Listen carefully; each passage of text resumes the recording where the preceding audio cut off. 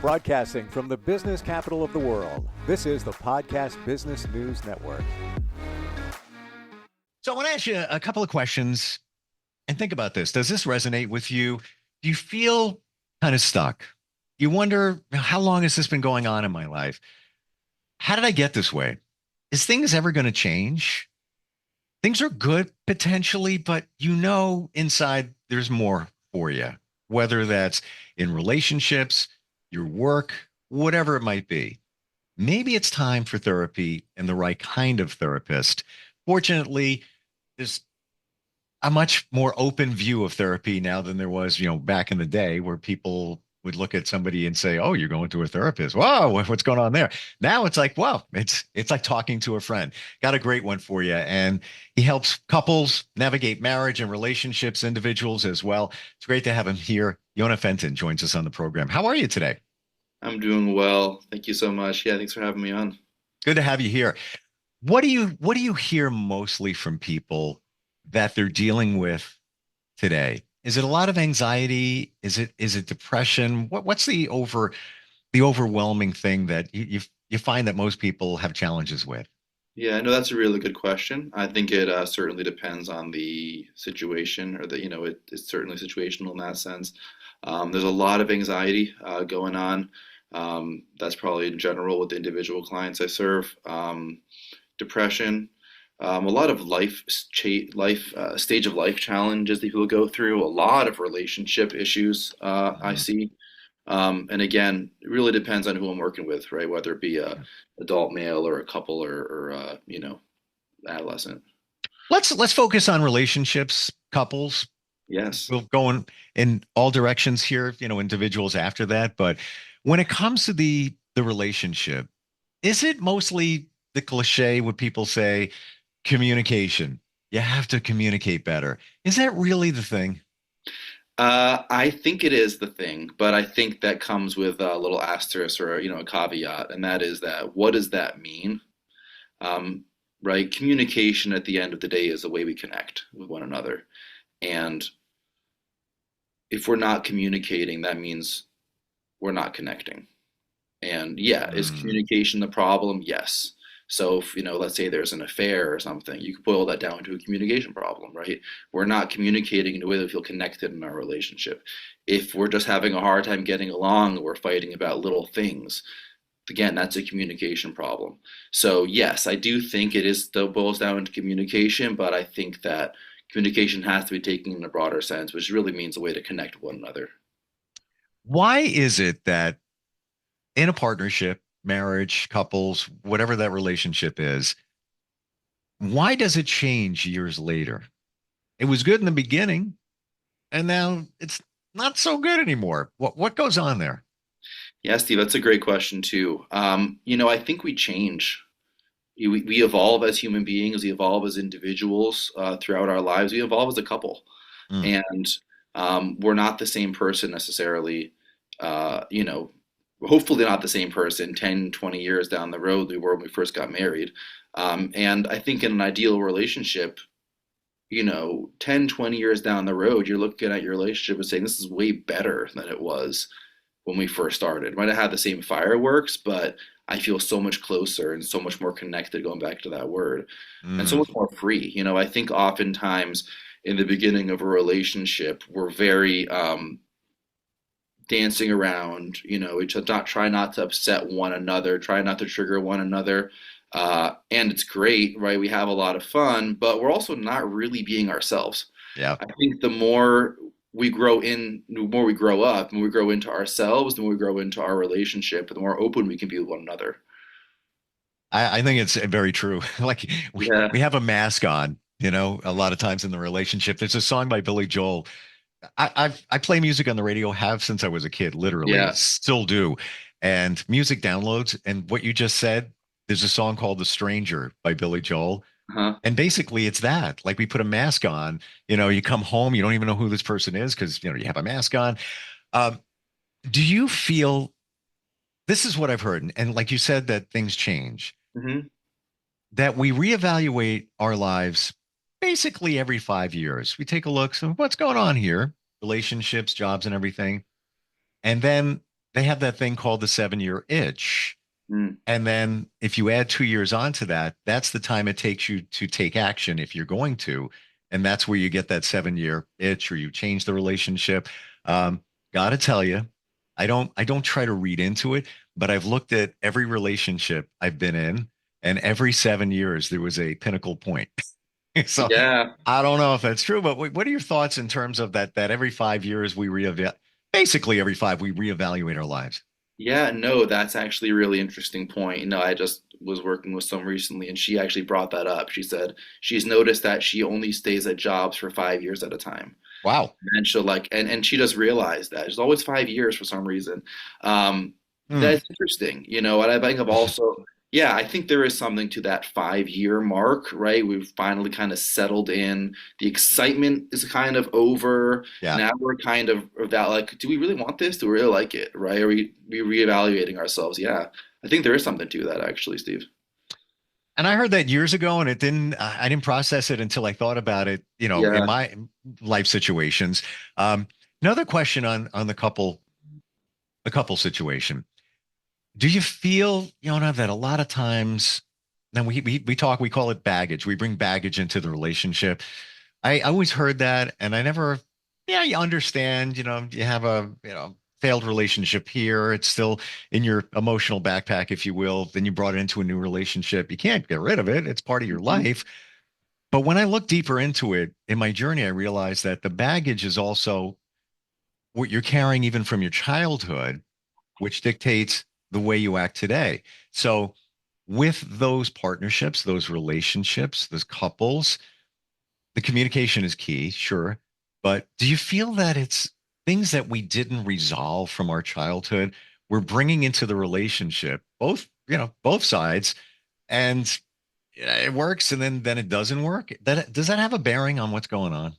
Absolutely. I think absolutely it does. And I think what you're getting to now is really the core of the Right. problem. Deep Right. deep point alert. Deep point alert. Yeah, Just saying. Just exactly. yeah. Right? Like when you do this thing, it always, activates me or triggers me to use that, kind of common term. And it's happening for a reason, Yeah. right? There is something that I'm trying to, resolve and I'm getting activated by because you're doing something that's bringing something out in me, right?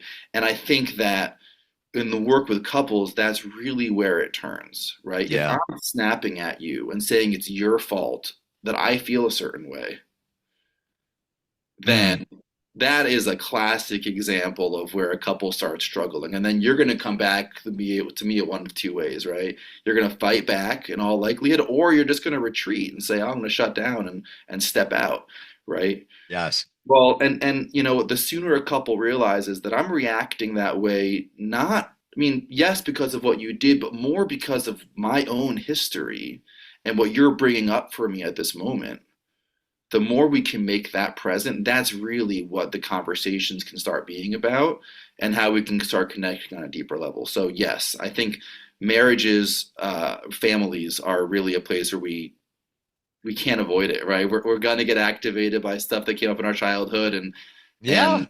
we can hopefully work through it together. But until you realize it, there's nothing going to change. I know somebody, I'll keep this really short. I know Sure. somebody um, getting divorced, and his wife just one day said, I want to end this. Got kids, long-term relationship. Came out of nowhere. And then when he started tracing it back and everything that was going on, he realized that, and I know the family, so I know that the dynamics and everything going on there. Um, she pulled the plug on the relationship just after her father passed away. And then he realized that she was cheating while her father was declining in health. And then when it was all said and done, he realized that her father did the same thing to her and her family. Just literally just one day walked away and he cheated. And and here's the cherry on top of the story. Mhm. Um, the man she's with now, because he shared it with me, looks just like her father. I mean, I don't want to say classic, daddy issues, but he's Right. also Same ethnic background, same hobbies. It's her father again. He's It's back. uncanny, right? It's uncanny. It's Yeah, uncanny. When he showed me the pictures, I'm like, dude, are you joking? And he's swiping between the two. It's like, no, this is who she's with, and this is her father. And I knew her father. I was close with the right. family. So it's to me, that sounds like she didn't resolve issues from the past. Absolutely, absolutely, yeah. And that's a great example of it. Sometimes it's even more subtle than that, right? And again, but Yeah. it's the people who are able to go there, right? And go to that vulnerable place and be that open with someone, with their partner in the room, right? Which is really the crazy part Mm, here. Like the mm. person who triggers me the most in the world, I'm I am getting to go anxiety there just with hearing that. him, right? With him or her. But imagine being able to do that Yeah. and have that person look at you and say, wow, like I Wow. just want to be there with you for that. I want to be compassionate with that. That is I'm getting chills. I'm not even kidding. That's a breakthrough moment for a couple. When Right. somebody admits, all right, I figured out why I do what I do. It's because of, this happened in my past. Side note, when we talk about the past, we're not talking about necessarily major traumas. It could be Mhm. these little things that were floating out there that govern the way you act today. But I almost can't imagine being in a therapy session Yeah. with your other half, your partner, and then admitting, you know, that you figured out with your help. Like, talk about a breakthrough. Talk about bringing Yeah. a couple closer. Oh my gosh. Yeah, yeah, absolutely. And look at, there's so much there, right? Not only are you sharing that, but you're also sharing why you don't want to share that, Right. right? And Yeah, like, you're and there's so embarrassed many too. layers there. Yeah, absolutely. And what's behind that embarrassment? Where's that coming from? Right? So there's layers upon layers that, you know, we can try to get to, and then again, always come back to, all right, now share it with her, share it with Mm, him, right? And mm. see what happens. Like, take that risk. That's got to be such a liberating moment, a feeling of freedom Yeah. where this is who I am. This is who I am. And I'll do what I can to work on who I am, but I'm Mhm. letting you know what's going on. Absolutely, absolutely. Yeah, yeah. Mm, And this is, and that's really the thing is, when I when I snap back when you do this, right? When I shut down when you do this, when I walk out of the house when you do this, I'm not excusing that behavior, but this is where it's coming from. It's not about you, it's about me. yeah. And that's really where they can start taking that turn. Absolutely. Well, a lot of times somebody, and I'm going to say a lot of times it's the man. Yeah, Well, so I don't want to talk about later. I don't want to deal with this right now. yeah. Essentially, what he's saying is, I know I got a problem.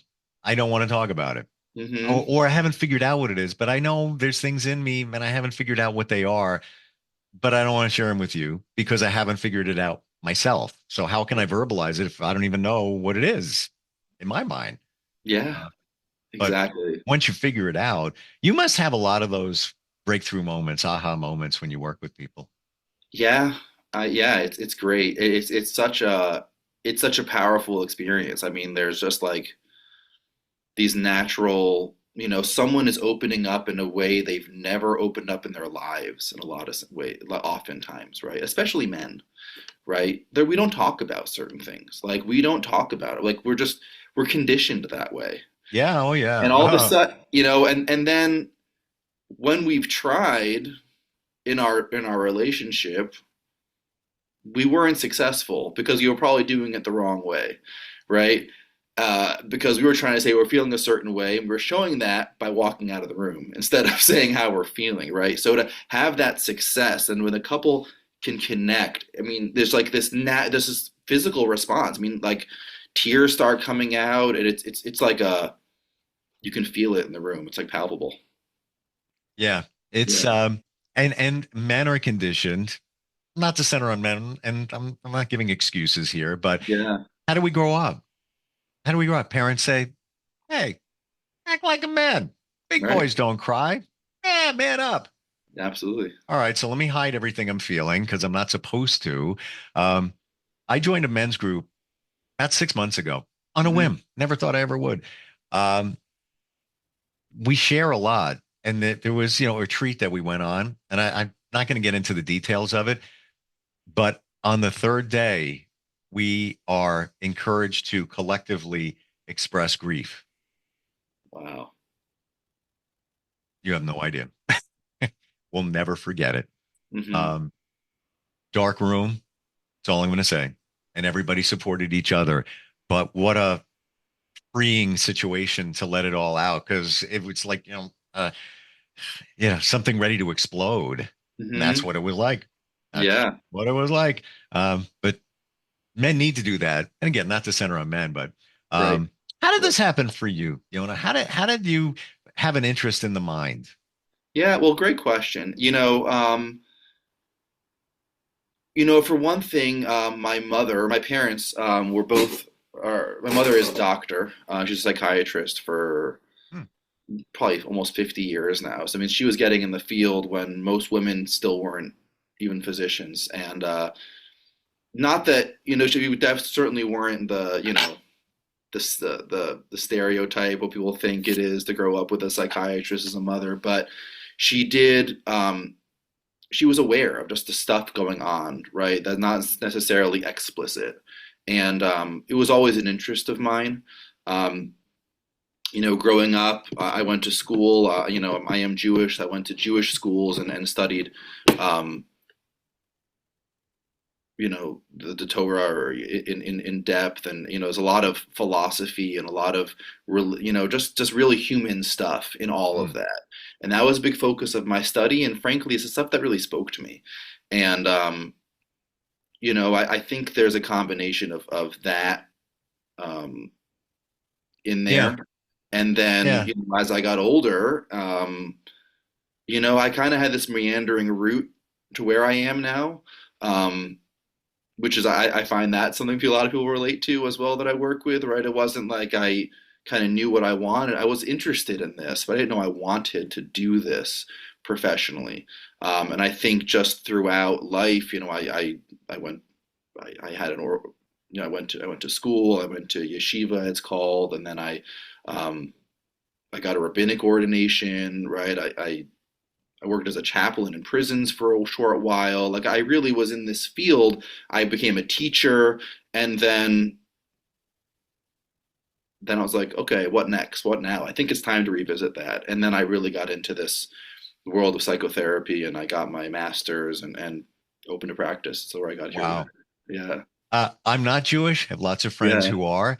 And in fact, I was just texting with a friend. Her kids were getting ready the temple for another holiday that's coming up. yeah. Um, It's that season. I can see you starting there and going deep into that because there's a lot of study, there's a lot involved in that. And just to have that aptitude for that, getting you to studying the mind and how it works. Yeah, One, I wish I took psychology when I was younger. I dropped mhm, out. yeah, Well, I don't know why I did. I thought I knew it all. And I was already yeah. doing, I was in radio professionally when I was in high school. So I was like, yeah, that's what I want to do. But I didn't realize how impactful it could be because I'm fascinated about what we think about, what drives us, all of that. When it Hmm. comes to individual therapy, if somebody's in a relationship, is it a good idea to start with yourself instead of, bringing the other half in, work on that part of it? With that, if you can do that, would you say that that's a good start? Well, it's a very good question because I think it's a matter of dispute, and I think the simple answer is it's always a good idea. Um, I think what you're going to do in individual therapy is talk about your relationship, right? And Hmm. through that, talk about yourself. I think that's what happens often. So yeah, it's always a good thing to do. Um, you can do them in conjunction, right? I mean, yeah, I mean, I would suggest that to people, right? I certainly would say you can do that. You can also do is if you really wanted to, is kind of have your two therapists be in touch with each other if you sign the release forms or whatever, and they can get on the same page. So yeah, I think it's a good idea. Hmm. Yeah, sure. We always want peace in our life. Hmm. I never knew what that was until I realized one day I don't have peace in my life. Yeah, Um, and I find that that's one of the most important things. Yes, love, but also peace. yeah, And even, growing up back in the day, you see, peace and all that. yeah. Um, Once you figure it out, it's like, whoa. Did you always have peace in your life?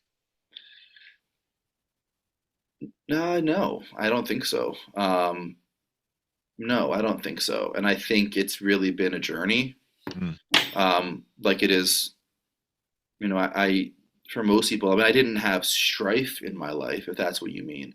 But I think peace in the sense of being at peace with myself, um, no, right? And I don't know if I realized it until I got more at peace with myself, right? I right? mean, at the end of the How do you day, describe it? How do you describe it? That yeah, feeling. I would go ahead. Sure, I would say it's really being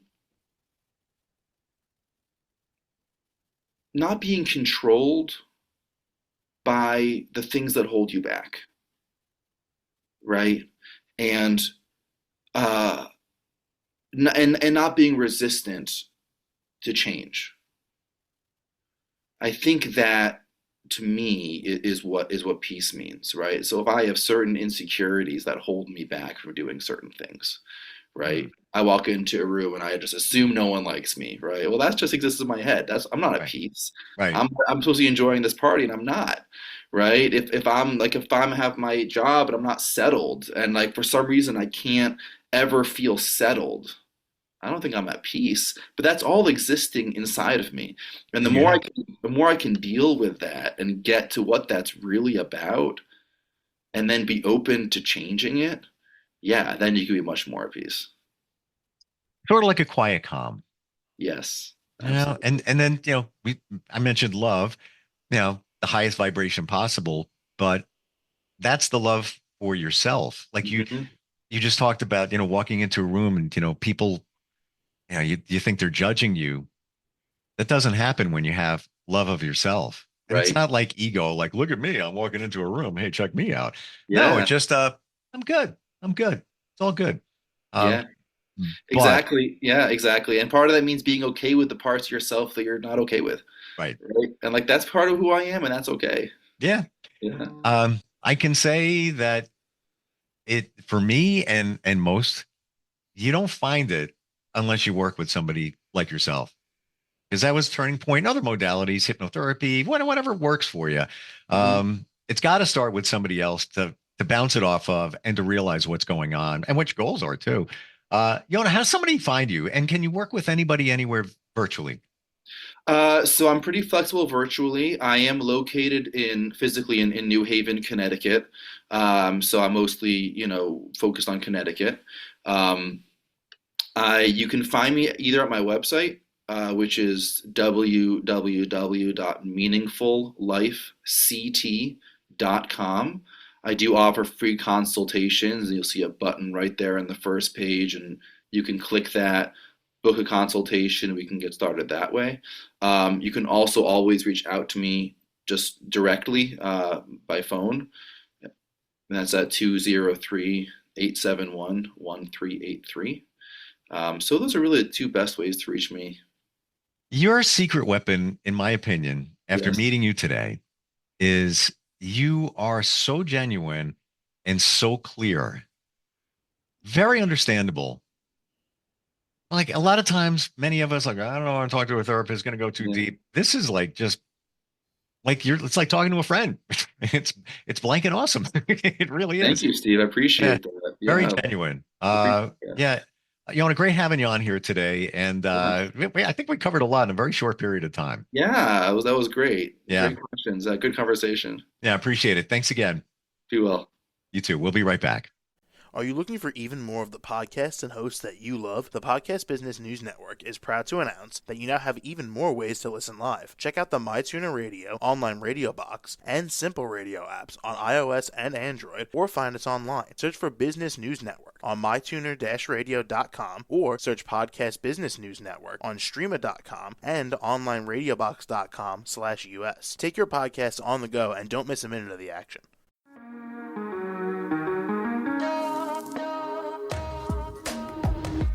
Broadcasting from the business capital of the world, this is the Podcast Business News Network. For nearly 2,000 severely injured veterans, everyday life has become filled with barriers. Day-to-day simple tasks can become pretty daunting. I have to carry my chair up 2 flights of steps or have somebody do it for me. What scares me the most is just the falling. When I'm struggling with my house, I think, to have that one great barrier just knocked down, it's crucial. Home for Our Troops is a wonderful nonprofit that builds a Mortgage-free, fully adaptive, handicap-accessible house. And there's no catch. It'll be our very first home that we've ever owned. This is a game changer. This is where your life begins again. We need you to join us in completing this important mission. Please visit hfotusa.org and help build homes and rebuild lives. Because of you, everything's going to be okay.